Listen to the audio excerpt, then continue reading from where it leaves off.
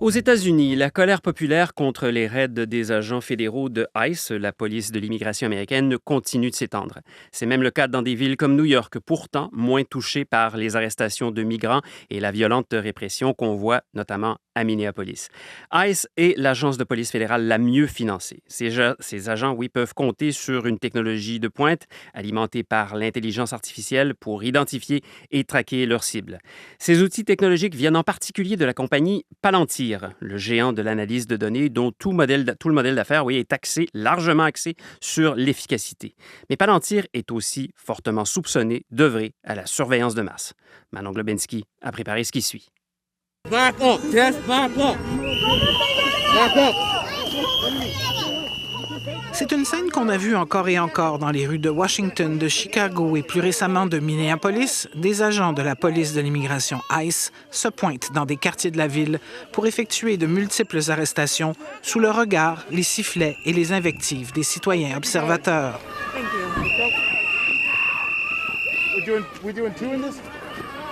Et ce qui permet ces raids précis, c'est un outil d'analyse de données élaboré par le géant Palantir qui s'appelle Elite. C'est le média en ligne 404 Media qui en a découvert l'existence. Le journaliste Joseph Cox, en entrevue à CBS News, explique comment ICE l'utilise pour traquer ses cibles. C'est comme si on regardait une carte de la ville sur Google Maps. On peut se concentrer sur un quartier et cliquer sur un des habitants du quartier, voir son nom, sa photo et son adresse. Et même, quelle est la probabilité, en pourcentage, qu'il soit à la maison, à 90 ou 75 %. Ils peuvent vraiment savoir qui ils peuvent arrêter ce jour-là. To really zoom in on who they want to go pick up that day. If they want to target this neighborhood, they'll maybe draw a circle around it. Et puis, on peut tracer un cercle autour du quartier, avoir des informations sur tous les habitants de ces pâtés de maison. Et ce qui est très important pour des opérations spéciales, comme ICE les nomme, c'est que ces informations sont transmises aux agents sur le terrain qui peuvent les poursuivre. Send target lists out to people on the ground, and then they can then pursue them as well. Palantir est une société fondée en 2004 par les Américains Peter Thiel et Alex Garp pour faire de l'analyse de données. Ces deux outils principaux sont Foundry, utilisé par les secteurs de la santé, des assurances et de la finance, et Gotham, favori des grandes agences de renseignement, des armées et des services de police. Comme c'est le cas pour tous ces outils, Palantir ne fournit pas les données, mais la capacité d'analyse augmentée par l'intelligence artificielle, comme l'explique Éric Parent, PDG d'Eva Technologies, une compagnie spécialisée en cybersécurité. Mais la force de Palantir, c'est de prendre toutes les sources de données qui peuvent bien aller se mettre la main dessus et puis de l'intégrer dans un engin qui va être capable de faire une corrélation et de porter certains jugements ou de ressortir certaines informations. Les données, qu'elles soient privées ou publiques, se trouvent facilement, comme l'explique d'abord le consultant en sécurité Steve Waterhouse, suivi d'Éric Parent d'Eva Technologies. Comme Palantir déclare qu'ils n'ont pas de données avec lesquelles travailler pour les donner une analyse en profondeur, ben vous avez ce qu'on appelle en anglais des data brokers, autrement dit, des compagnies qui vont faciliter.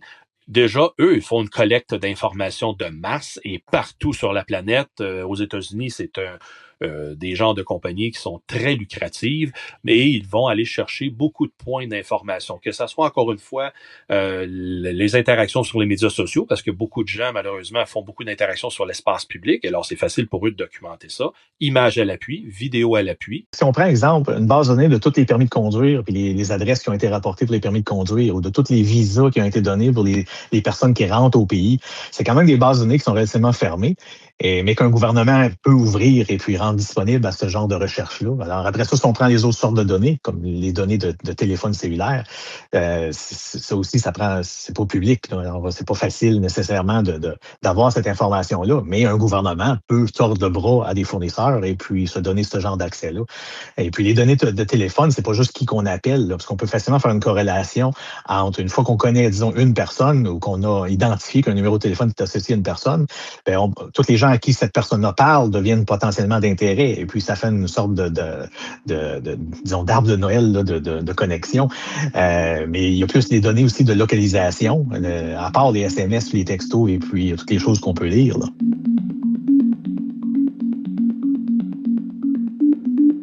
Ça fait un peu plus de 10 ans que Palantir a commencé à multiplier les contrats avec les agences gouvernementales américaines, comme l'Agence du revenu, le FBI, le Pentagone ou Homeland Security, responsable de ICE. Pour 30 millions de dollars, Palantir a développé pour ICE des outils bien précis, Investigative Case Management et Immigration OS, qui permettent de rationaliser l'identification d'étrangers et de rendre la logique d'expulsion plus efficace. En même temps, les craintes augmentent qu'une surveillance de masse s'installe. My name is Juan Sebastian Pinto. I am a writer and organizer here in Denver. I used to work for Palantir and many AI companies, and I've been speaking out against them ever since. Juan Sebastian Pinto, lanceur d'alerte qui a travaillé pour Palantir, confiait sur le site du Parti socialiste municipal de Denver, au Colorado, son inquiétude de voir arriver aux États-Unis des outils de Palantir élaborés pour l'armée israélienne à Gaza. I thought it would take my whole lifetime to maybe see some of these tools return back to the United States. Je croyais qu'il faudrait des années pour utiliser aux États-Unis les technologies développées à Gaza pour identifier les cibles. Et ça a pris moins d'1 an.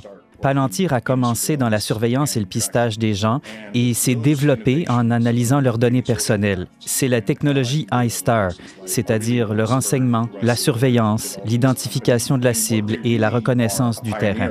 En Israël et aux États-Unis, c'est l'intelligence artificielle utilisée pour l'arsenalisation des données personnelles qui permet de traquer les gens et potentiellement de les tuer ou de les priver de leurs droits, comme ça arrive aux États-Unis avec les déportations.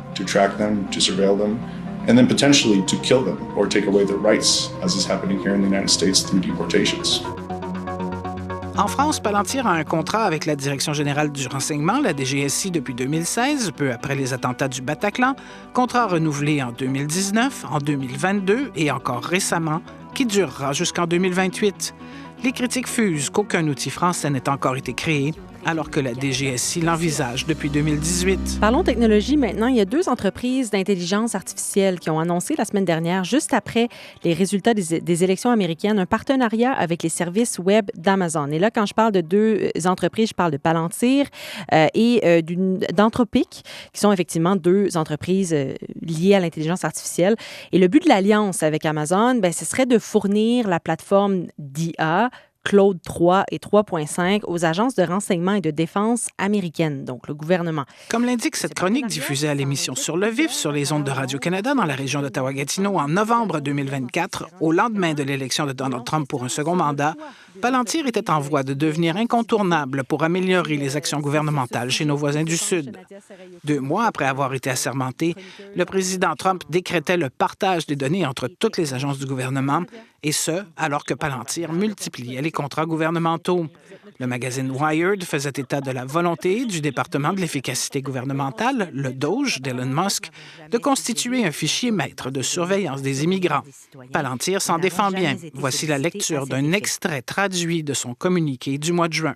Palantir n'est impliqué dans aucun projet visant à créer une base de données centrale unifiant les données des agences fédérales, n'a jamais proposé ni été sollicité pour soutenir un tel projet. Nous n'avons jamais suggéré la création d'une base de données pour la surveillance des citoyens et n'avons jamais été sollicités à cet effet. Et au Canada? Palantir Canada a des contrats avec quelques corps policiers et un autre de près de 14 millions de dollars pour l'utilisation de Gotham par l'armée canadienne. Dans un monde saturé d'informations, la clarté devient un atout stratégique. Et la branche Crisis 24 de Garda World a développé avec Palantir un outil de prévision du risque, AIA, pour sa clientèle privée. Du chaos émerge AIA President's Brief. Porté par l'expertise mondiale de Crisis 24 et l'IA avancée de Palantir. Une intelligence de niveau étatique au service du secteur privé. Pour les leaders qui construisent l'avenir.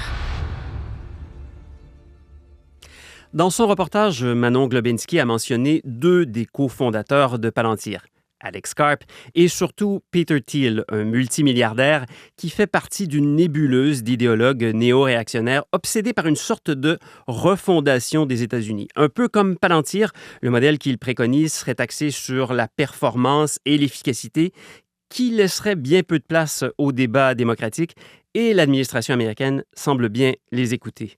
Bonjour Anne-Sophie Moreau. Bonjour. Vous êtes directrice de la rédaction de Philonomiste et rédactrice en chef de phinomag.com. Vous connaissez bien les motivations de ces penseurs néo-réactionnaires. Il y a même quelques mois, vous aviez interviewé l'une de leurs éminences grises, Curtis Yarvin. On va y revenir, mais on va commencer quand même par Peter Thiel, qui était de passage à Paris cette semaine pour prononcer une conférence. Et il faut le préciser d'emblée, ce n'est plus quelqu'un qui se voit uniquement comme un entrepreneur via, disons, ses implications dans PayPal ou Facebook et Palantir. Il est maintenant porteur d'une certaine vision du monde qui a tout à voir, je le disais, avec la recherche d'efficacité, un peu comme le modèle de Palantir.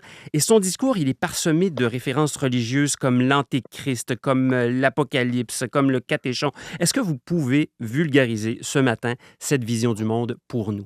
Oui, alors ce n'est pas évident parce que Peter Thiel, effectivement, fait référence à une constellation de concepts qui peut paraître très confuse pour le grand public et même d'ailleurs pour les académiciens des sciences morales et politiques qui étaient présents. Disons que moi, ce qui me semble fondamental à comprendre autour de la néo-réaction, que ce soit Peter Thiel comme Curtis Yarvin, c'est que, en fait, pendant longtemps, nous nous sommes imaginés que les milliardaires de la Silicon Valley, on pensait que tous ces gens étaient mus par ce qu'on appelle l'idéologie libertarienne, c'est-à-dire l'idée selon laquelle il faut absolument limiter l'influence de l'État dans la vie des gens et dans la société. Or, il s'est opéré un glissement, à savoir que beaucoup de ces des penseurs ou des entrepreneurs de cette nébuleuse sont passés à un discours donc qu'on qualifie de néo-réactionnaire. Pourquoi ? Parce qu'il ne s'agit plus de critiquer un État obèse qui pèserait sur la vie des individus, mais bien plutôt d'affirmer la nécessité de revenir à un pouvoir autoritaire. Curtis Yarvin, c'est quelqu'un qui croit à la nécessité de mettre fin à la démocratie pour mettre en place une sorte de système monarchique. Pour lui, l'État devrait être géré comme une entreprise à la tête de laquelle il faut mettre un PDG roi. Voilà. Et Peter Thiel, lui aussi, adhère à cette idée selon laquelle la démocratie n'est plus le modèle souhaitable, l'horizon qui pendant longtemps a été tout de même l'horizon indépassable de l'histoire. Et pour revenir à cette histoire d'Antéchrist, effectivement, ça peut paraître très surprenant de la part d'un entrepreneur comme Peter Thiel, qui est quand même plutôt un businessman qui a priori est très éloigné de concepts chrétiens. En fait, Thiel calque sur le temps présent la pensée de Carl Schmitt. Carl Schmitt, pour le dire vite, c'était le juriste du Troisième Reich, comme on l'appelle. C'était un théoricien du droit allemand. Beaucoup de concepts de Carl Schmitt sont réactivés aujourd'hui par la pensée néo-réactionnaire, y compris par le gouvernement Trump. Pour résumer en quelques points, il pensait que le droit, l'état de droit, le droit international aussi, qui ne repose sur rien d'autre qu'au fond des rapports de force. C'est-à-dire que pour Carl Schmitt, tout le droit international mis en place au moment de la Société des Nations, entre les deux guerres mondiales, puis après la Seconde Guerre mondiale, ne sont finalement que la traduction de la domination des vainqueurs de la guerre. C'est une attitude qu'on retrouve très fort aujourd'hui chez Trump, qui dit que le droit international ne sert à rien. Chez Schmitt, il y a une deuxième idée qui est très importante, qui revient aussi aujourd'hui, qui est le retour des impérialismes. Pour lui, il était clair qu'il fallait que les puissances se développent en empire. Après la guerre, il pensait qu'on arriverait dans un monde multipolaire avec des empires qui doivent défendre leur chasse gardée, un peu comme le fait Trump aujourd'hui en Amérique du Sud, en Amérique centrale et au Groenland. Et donc ça, ce sont des idées qui ont énormément influencé la néo-réaction, jusqu'à influencer le gouvernement Trump. C'est pour ça que c'est très important de le comprendre. Mais d'où vient ce vocabulaire religieux ? Carl Schmitt, en fait, pensait que, pour le dire vite, il reprenait la pensée de l'Apocalypse, qui consiste à dire que quand l'Apocalypse approche, c'est-à-dire la fin du monde qui est aussi une révélation dans la Bible, eh bien, au moment où la fin du monde approche, arrive toujours l'Antéchrist. L'Antéchrist, c'est quoi ? C'est ce que nous prenons pour le Messie. Donc, nous croyons que c'est la solution, entre guillemets. Et pour Carl Schmitt, l'Antéchrist, ce qu'il fallait absolument éviter, c'était justement cet ordre mondial, ce droit international, ce libéralisme qui pour lui était l'horreur absolue, l'illusion qu'il faudrait vivre dans la paix, la sécurité, etc. C'était tout ce qu'il détestait. Et en fait, Peter Thiel, il reprend exactement cette idée. Il dit que nous sommes tentés, trop tentés d'après lui, de nous en remettre à une sorte d'ordre mondial. Vous voyez, les puissances de l'ONU, tout le progressisme, le libéralisme, le wokisme. Alors c'est assez flou, hein, évidemment, chez lui, tout ça, ça se mélange. Et donc pour lui, il faut absolument trouver un catéchone. Pour Carl Schmitt, c'était le nazisme, hein, le catéchone, hein, concrètement, qui empêchait la venue du libéralisme. Et pour Peter Thiel, le catéchone, bon, qu'est-ce que c'est? Bonne question, mais quand on essaye de lire entre les lignes, ce qu'on comprend, c'est que le catéchone, c'est finalement une sorte de pouvoir autoritaire basé sur la technologie et sur sa super entreprise de surveillance Palantir. Donc, c'est une pensée assez cryptique, assez étrange, je vous l'accorde, mais qui va vers un but qui est tout de même assez clair, à savoir mettre fin à la démocratie. Oui, je le disais d'entrée de jeu, vous avez interviewé Curtis Yarvin, qui est en quelque sorte cette éminence grise, cet ingénieur blogueur, qui, lui, compare le progressisme à la caverne de Platon. Oui, Curtis Yarvin, il a une critique du progressisme et de ce que lui appelle le gauchisme. Hein. Pour lui, les États-Unis sont un pays communiste. Hein, il dit, voilà, c'est-à-dire qu'il considère que le progressisme et le gauchisme contemporain ne sont finalement que l'héritier du communisme et qu'on n'en est jamais sorti d'après lui. Voilà, ce qui pour nous, d'un point de vue français, par exemple, semble très surprenant. Pour nous, les États-Unis, c'est plutôt le pays du libéralisme, mais soit. Et effectivement, il fait appel à la caverne de Platon pour essayer de penser la manière dont, d'après lui, il faudrait sortir de l'illusion gauchiste qui serait comme une sorte de bain dans lequel nous serions tous immergés. Ouais. Et il dit qu'il faut sortir pour Platon, la caverne, c'était le lieu des illusions, et donc il faut sortir à la lumière. Et il dit votre problème à vous les progressistes, c'est que vous pensez qu'en dehors de la caverne, il n'y a que Hitler, alors qu'il y a plein d'autres figures, plein d'autres modèles dans l'histoire, comme par exemple Frédéric le Grand, comme Louis XIV, voilà. Et donc il cite d'ailleurs même aussi Roosevelt, le projet Manhattan. Hein, je veux dire, en fait, c'est une pensée qui est assez étrange, mais qui est assez qui a un côté assez fascinant aussi parce que voilà, il incite les gens à prendre ce qu'il appelle la red pill, comme dans la Matrice. Voilà, comme dans Matrix, pour sortir d'une illusion généralisée. Et donc ça, en fait, vous voyez, cette pensée comme ça, quasiment à la limite du complotisme, puisque pour lui, l'opinion publique, elle est maîtrisée par ce qu'il appelle la cathédrale, c'est-à-dire l'alliance entre les médias et le monde universitaire, qui en gros imposerait une sorte de domination absolue du progressisme comme idéologie ultime. Voilà, en portant ce discours, donc c'est un discours c'est un discours qui plaît à tous les gens qui aiment, vous voyez, ne pas se sentir comme des moutons, etc., et qui se disent « Ah, c'est génial, je vais prendre la red pill avec Yarvin et enfin, je comprendrai tout à la société. » Mais certaines propositions sont vraiment très déstabilisantes. Ces inégalités biologiques qu'il prône, l'importance du quotient intellectuel. C'est quelqu'un aussi, M. Yarvin, qui croit au grand remplacement, qui serait prêt à mettre ceux qu'il considère comme des idiots dans un monde peuplé de réalité virtuelle et d'intelligence artificielle. Donc, c'est une conception du monde qui s'adresse à une petite élite. Oui, bien sûr.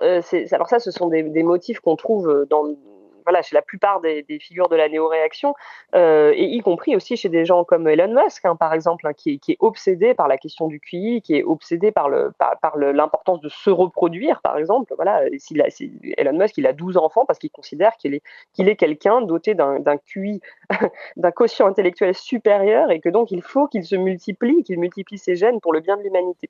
Et effectivement, chez toute cette néo-réaction, ce qu'on trouve, en fait, c'est une fondamentalement tout de même une terreur de voir l'homme blanc être grand remplacé. Ils sont terrifiés par la démographie. Et ce qu'ils détestent absolument, c'est la conception du monde plutôt républicaine qui consiste à vouloir partir du principe que les êtres humains sont égaux, et non seulement égaux en droit, mais aussi on essaye de mettre en valeur plutôt l'égalité des êtres humains entre eux. Et donc, ils ne reviennent pas exactement à une théorie des races, hein, on n'en est pas encore là, mais disons que la théorie des races a été remplacée par une sorte de théorie du QI, voilà, qu'on trouvait déjà aux États-Unis à travers un ouvrage qui s'appelait The Bell Curve, qui avait beaucoup marqué, qui défendait l'idée selon laquelle, concrètement, les gens avaient un niveau de QI supérieur ou inférieur en fonction de leurs origines ethniques. Chez Yarvin, par exemple, il y a cette idée selon laquelle, bon, bah voilà, il y a des gens de telle ou telle origine, même s'il insiste, voilà, il insiste pas tellement là-dessus, mais on comprend bien que c'est tout de même le discours de fond. Il y a des gens qui ne sont pas dotés des mêmes capacités que d'autres, et donc il faut les traiter différemment. Et lui, il défend ça en fait d'un point de vue utilitariste, en disant mais regardez, c'est pour leur bien. Les gens, en fait, il y a des gens qui ne sont pas aptes à telle ou telle activité, et donc voilà, il faut faire en sorte voilà, qu'ils ne nuisent pas, il faut leur donner des loisirs, des divertissements, des jeux vidéo, mais ça ne sert à rien de vouloir absolument chercher, vous voyez, à les élever ou à les, au rang d'être digne d'épanouissement. Bon, c'est sûr qu'il y a certaines des critiques de ces néo-réactionnaires qui sont peut-être fondées dans la mesure où on a peut-être, parfois nos gouvernements ont pu manquer d'imputabilité, il y a pu y avoir de la corruption, donc il ne faut pas, j'imagine, rejeter ça du revers de la main, mais si on accepte toutes leurs propositions, on revient à la situation qui existait avant la signature de la Magna Carta, là, à l'époque où le roi ne pouvait jamais se tromper, où la détention arbitraire était possible. Et c'est là que sont les grands dangers. C'est la déconstruction de l'État de droit. Et vous le disiez, on dirait bien que l'administration américaine, en tout cas, les écoute un peu.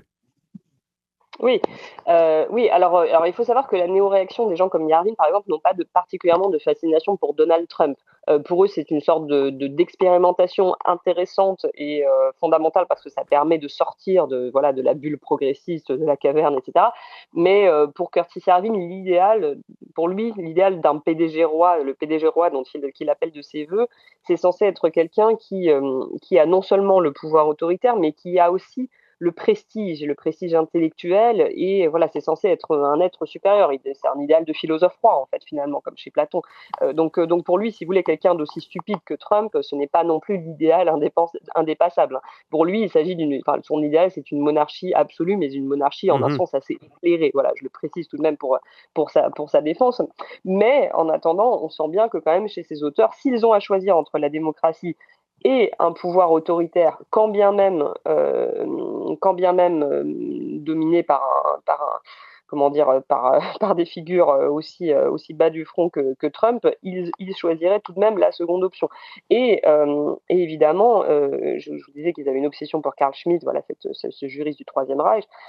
Carl Schmitt disait est souverain celui qui décide de l'état d'exception. C'est-à-dire que, en fait, le pouvoir politique pour lui, il réside justement dans le fait de pouvoir suspendre le droit, de pouvoir se dire à un certain moment, voilà, toutes ces règles mises en place par des parlements, de la démocratie, etc., c'est fondamentalement inefficace, ça ne marche pas, et on s'en rend compte dès qu'il y a une menace, dès qu'il y a une guerre, dès qu'il y a un problème, dès qu'il y a un vrai problème à régler, et donc il faut être capable de suspendre le droit. Et ces suspensions du droit, on les a connues déjà sous l'administration Bush, par exemple, avec les prisonniers de Guantanamo qui échappaient au droit commun, etc. Et donc, en fait, nos sociétés se sont habituées, en fait, au fur et à mesure, en France aussi, après les attentats de 2015, par exemple, voilà, il y a eu beaucoup de mesures qui ont été prises qui ne relevaient pas du droit commun. Et nous sommes habitués, en fait, finalement, à supporter les entorses à l'état de droit.